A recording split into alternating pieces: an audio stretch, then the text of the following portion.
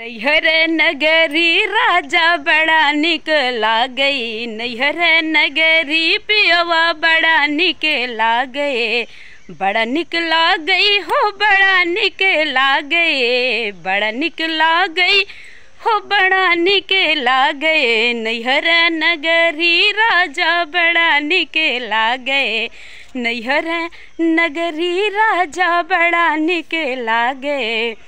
तोहार मम्मी हमार सासु लागे, तोहार मम्मी हमार सासु लागे। ललन के लगई दादी हमें नीकऊ न लागे, ललन के लगई दादी हमें नीकऊ न लागे। नैहर नगरी राजा बड़ा निक लागे, नैहर नगरी राजा बड़ा निक लागे। हमार मम्मी तोहार सासु लागई, हमार मम्मी तोहार सासु लागई।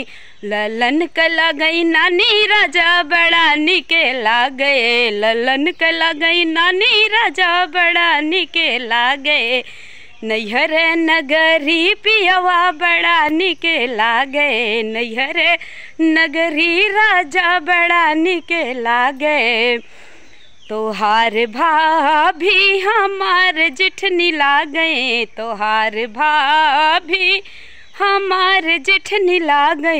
ललन के बड़ी मम्मी हमें नीकऊ न लागे, ललन के बड़ी मम्मी हमें नीकऊ न लागे। नैहर नगरी राजा बड़ा निके लागे।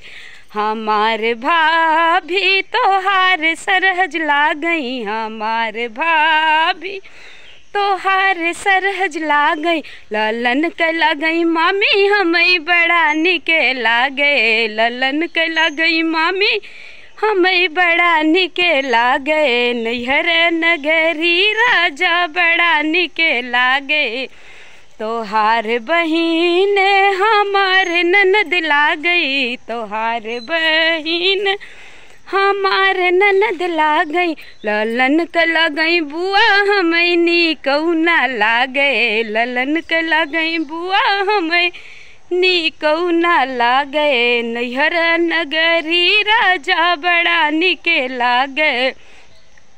हमार बहिन तोहार साली लागई, हमार बहिन तोहार साली लागई।